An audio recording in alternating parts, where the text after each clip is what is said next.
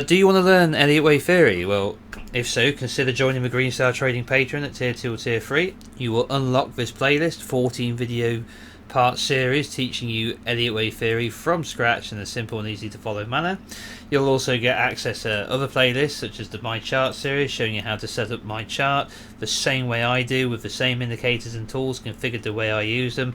Also, I've now got a second series of this which will cover all of the classical analysis techniques I use. We've started with episode 1, part 1 and part 2, support and resistance, but we'll be covering volume profiling, candlestick patterns, indicators, all sorts of things to come over the following months. I also have my deep dive videos as well, which I'm now currently doing a second part of a new one which will be uploaded to here soon.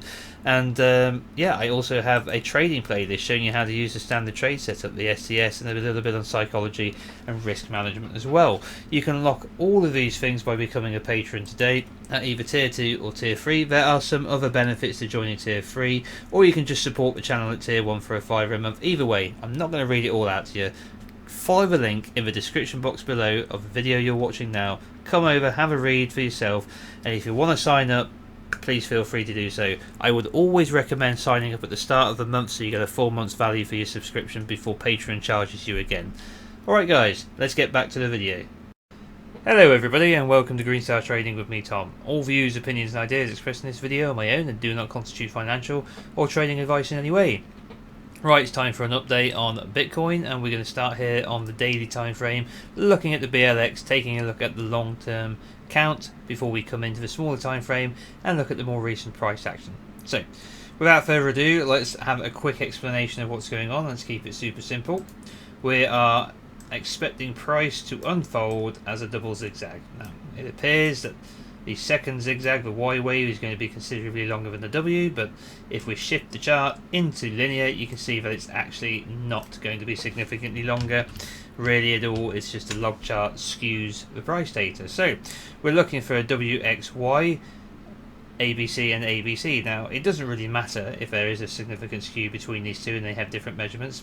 The second zigzag does not have to have any relationship with the length of the first, but the individual zigzags themselves will tend towards parity. So that's kind of what I'm aiming for here. This was very close to parity, and if this was to do something similar, then our target zone is down here, essentially in the 10 grand region.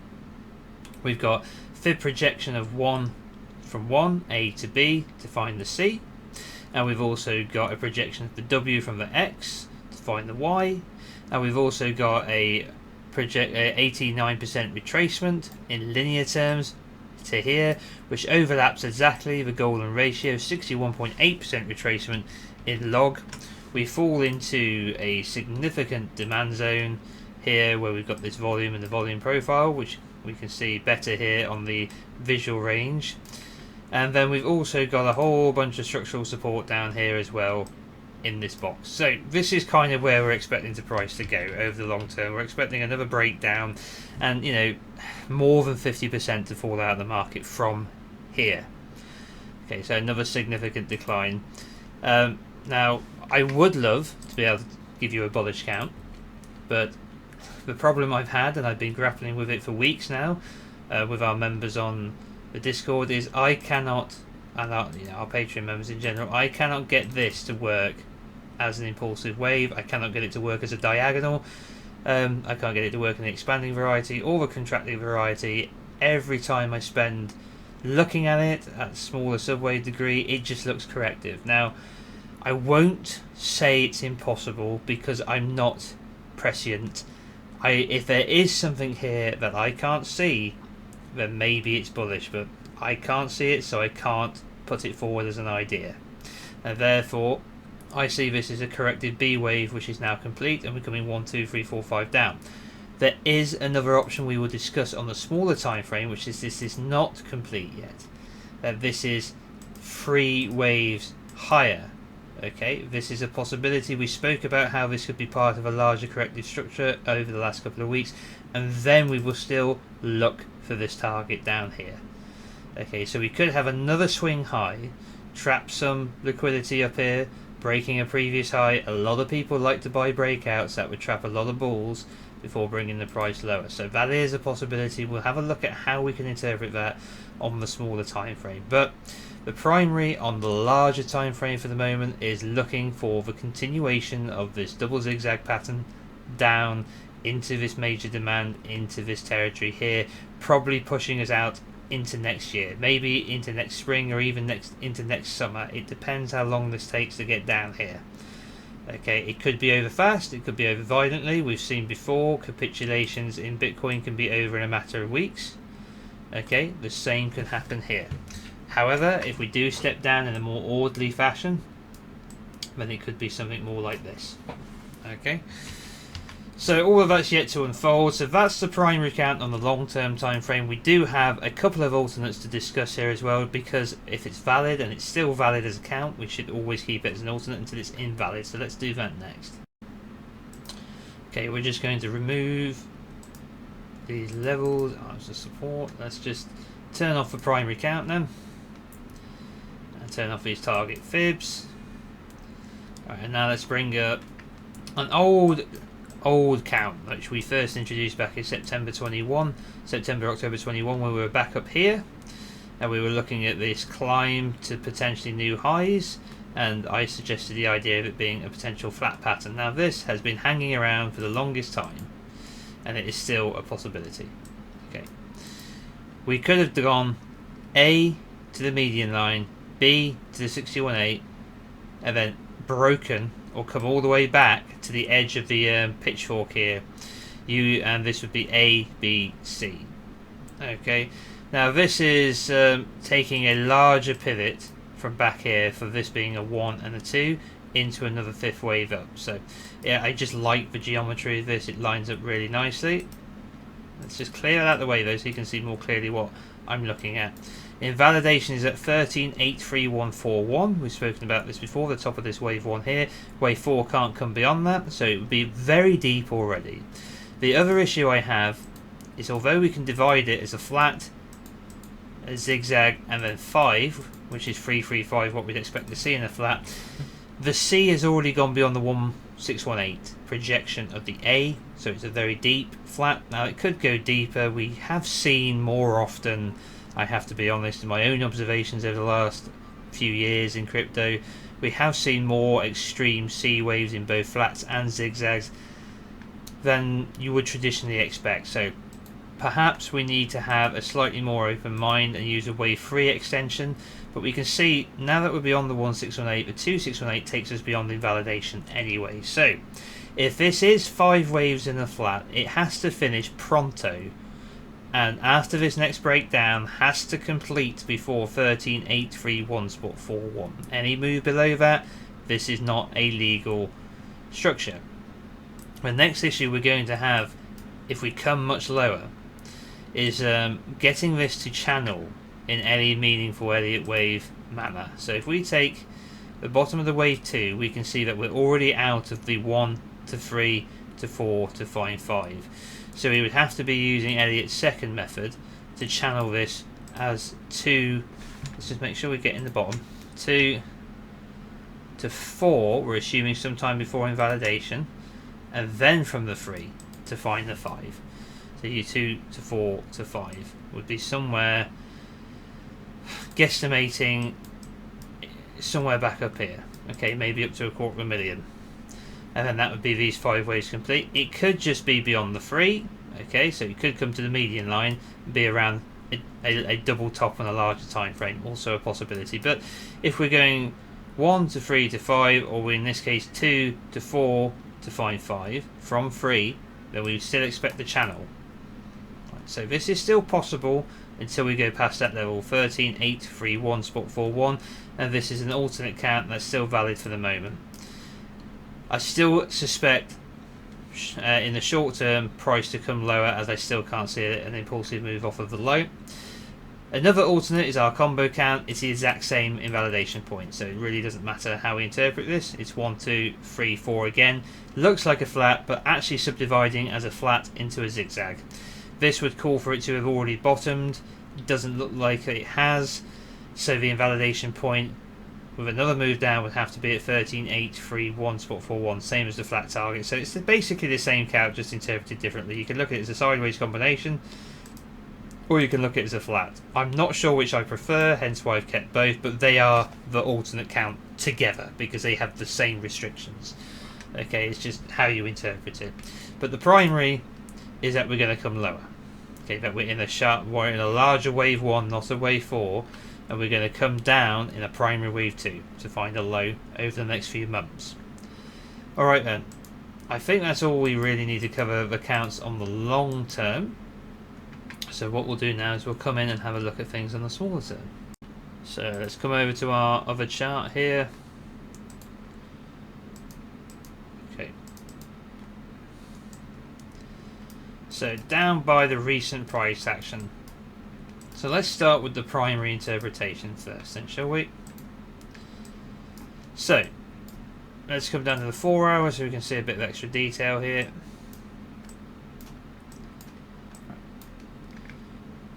W, X, Y, 2 zigzags into a wave B. And then an impulse down. 1, 2, 1, 2, 1, 2, 3, 4, 3, 4, 3, 4, 5. Completing down here as a wave 1. This is now 5 waves up into a wave A. So we've gone A. We will now come back in a B, and then we'll move up in a C to get the 2. Right. This simple thing we can't do here is we cannot go beyond the start of the wave 1. That would be invalidation. Now, have I included that bearish invalidation point here at 212.00, so we can't come back beyond that. Now, I don't think this is a completed zigzag yet. I think that's 5 waves. The fact that we've come straight into the golden zone and then found resistance, that seems very, very typical. If we look at the supply and demand over the shorter time here, we've just fallen short of this little supply zone here where we've got this little lump in the volume profile. But since this is such a speedy impulse down with some pretty bearish stretches in it, we don't get much trading going on, so volume over the longer term seems to be having a bigger impact. So when we look at support and resistance, we can see the resistance we've hit here is 22649, and this is basically a series of prior lows here, here, here, and here. This was support, this is now operating as resistance, happens to coincide with the golden ratio here at 22649, and that's what's currently stopping us in our tracks. Alright, so that's a good position for the A to have completed. We will now come down in a B. Now, who knows how deep the B will be? The deeper the B, the less height the C will get. Right, so if we go down A, B, C, you could come to the 78.6. Okay, we also don't know what form the B wave is going to take. Right, we don't know if it's going to come down, be expansive, and then come down as a flat before continuing as 5 waves in the C. We can, however, assume we're dealing with a zigzag. It won't be a flat. Okay, in this wave 2. The reason I'm saying that is because I'm convinced that this is 5. This looks like 5, and anything which starts with a 5 has to either be a 1 in a bullish count or an A in a correction, and that's why we're labelling it A. Right, so we're expecting it to come back in a B and then continue higher in a C, find resistance, okay, and then start that big wave 3 down where we make a new low. So that's the primary, but there are a couple of alternates we need to discuss. So let's just switch off the primary for a moment, switch off these little zones here and the invalidation point. We'll add that into the primary count since that's basically going to become relevant sooner or later. Now, if we look at our indicators for a moment, we can see pretty strong sign here, and it's just coming into fruition. We can see a very strong sign on the 4 hour here of a series of lower highs, momentum dying off in the RSI quite quickly and quite abruptly. We can see during the same period we had a series of higher highs, okay, in the price. So strong bearish divergence in the RSI, the MACD, OBV showing a slightly higher high, but doesn't really support the upward thrust we've had here, starting to flatten out. So all in all, bearish divergence building up. We can see also once we get clear of this initial push, we can see volume start to die down as we're losing momentum. Okay, so this could be a brief little A into a B into a C, right? It doesn't have to be super deep, but I would expect it to take the time to be deeper myself. But you know, you always get those surprises occasionally in crypto where you get very short-term corrections. It's just with such a divergence building up over the 4 hour here, that suggests a more significant correction over the shorter term to come to correct this 5-wave move back and then move up. So if we are correcting it, where can we look to come to? Well, just as we do on the upside, we can look to the 50 and the we can look to the 50 and the 61A as a very likely place to come into this zone. We can see that we're going to have support, right, from this prior area here. This was previous resistance. This is likely now to become support. That's around the 50, in between the 50 and the 61A. Okay, and this and then inside of this impulse up, there's not really much volume going on here, so I wouldn't expect necessarily much support to come from this prior little impulse up. If we did, it would likely come at the lows of this prior range here, because we've got some demand, some small demand here in that initial wave up, and that could be resistance becoming support, and the support here operating as support again. But essentially coming back into this region where we've got this prior volume here, like prior price action, come down into here, find support, move higher. It's kind of what I'm expecting to happen for the primary count. So now we've discussed that, let's now consider a couple of alternatives. Because we looked at alternatives in a longer time frame, and I mentioned how this could be part of a 3-wave move higher. Unfortunately, because of the ambiguity of this section here, it's really tricky to figure out how we're going to go free. Now, let's look at one way of doing it first. Let's look at this. So, in this scenario, we've gone a double zigzag into a W, with the secondary zigzag being an impulse into a diagonal. And then from there, we have an extended A, B, and a small c into the X, and now we're going zigzag again. Not a big fan, to be absolutely honest.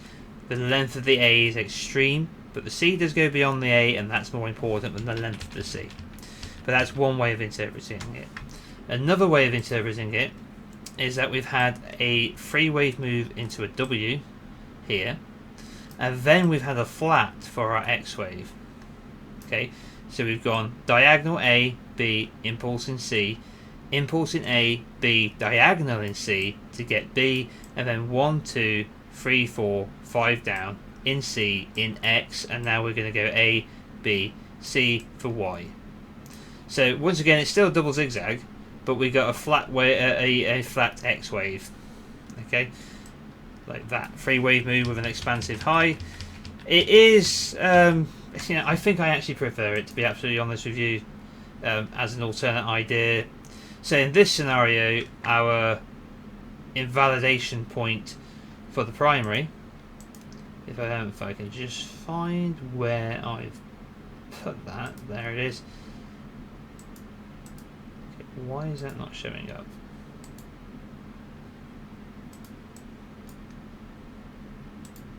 Okay, bear with me. Ah, there it is. Sorry, it's this one. So this would be confirmation that we've got a longer term corrective count. Take out this level. That's the idea that this is 1 into 2 is incorrect. Okay, and we're more likely looking at this. At that point, a larger 3-wave move, with this being A, B, and C as a flat X wave, A, B, C, zigzag higher. So they're the alternates. So if we break this level, that would be the best explanation I have for it, and I think I do prefer this. I'm not going to completely write off the other one either, as at the end of the day, it is very ambiguous as to how to interpret that. The one thing that I've gone back and forth on time and time again is how I cannot get this to work as an impulse or a diagonal off of a low, so I can't say 1 into 2. Now, as I've said, I'm not going to dismiss the idea utterly. If there's something here that I can't see, some way of counting it, some way of making it work, but believe me, I've racked my brains on it, and we've gone over it a lot as a community. We've thought about every option of going 1 to 2 to here, 3 to 4 to here, and then to 5 at the top, and then you get a distorted lower trend line that isn't respected by price data. Not something we like to see. Okay, if we draw the diagonal earlier with this is 1 and this is 2, and then this is 3 and this is 4 and this is 5, we do get a contracting pattern, but we have to ignore once again the trend lines, and the 3 ends up longer than the 1, which is not allowed in in a contracting triangle. If we try a contracting leading diagonal. Now if we try to go for an expansive structure, we don't get one. Right, so what if we bring it back further and we take val as the 1 and this is the 2, okay, and this is the 3 and the 4 and the 5, and we try and count it like this: 1, 2, 3, 4, 5. Problem: 5 needs to be longer than 3 in an expanding diagonal, and it is not in this case. 4 does not come back to the trend line either, which is dodgy. So I can't get it to work. So I'd love to be bullish off of the low here, I really would, but I just can't get it to work. Like I said, if there's something I've missed, feel free, but make sure you're obeying your Elliott wave rules if you're going to make a suggestion from an Elliott wave perspective. Okay. The only other thing I could think of would be that we've somehow truncated. So this is actually part of the prior move down, and this is a final 5-wave move down to a truncated low, and now we're importing off of a low. But I dislike that idea so much, but I don't really want to give it an alternate count at the moment, as it's either the probabilities are dropping off a cliff at this point, so we really should stay focused on the most probable counts with our primary and our alternate counts. So there you go, guys. I don't think I've got anything more to cover now. We're expecting, if the primary is correct, we're expecting that we've completed the first wave down in a 1. But this bullish move is a 5-wave in an A. We've got a B and a C to come to find our 2, and then it's off to new lows. Okay, as we break down in 3, 4 and 5 to finish the C of the larger Y of the primary 2 on the larger time frame. Alternative ideas, if we break the invalidation point here at 25212, is that we are going to extend in a zigzag higher in a Y wave, and we can do it either this way or we can do it this way. It's really not going to make a big difference how we do it. I think I prefer that look, however, and that's what we'll be looking for bearish invalidation. And yeah, that's it, guys. Really, I haven't got anything else to talk about. A short and sweet one today in comparison to how long it often takes to go through Bitcoin, but looking for this to come to an end, looking for signs that it's dying, you know, and then once it's over, continue lower. And we'll just keep an eye on those alternate ideas and invalidation points as they come. Alright then, thank you very much for joining me on this Bitcoin technical analysis video. If you're new to the channel and you like what you're seeing, please subscribe, smash the like, hit the little bell notification icon to remain informed of future video releases. Feel free to leave us a comment in the comment section below. And as always, a huge thank you to my Patreon subscribers. I could not do this without your support. And if you're interested in joining the Patreon, there's a link in the description box below. Head over, have a read of the tiers, see if you're interested. Feel free to sign up. And if you're not following me on Twitter yet, there's a link to my Twitter feed as well. Alright guys, take care of yourselves, and I'll be back with you shortly. All the best, bye bye.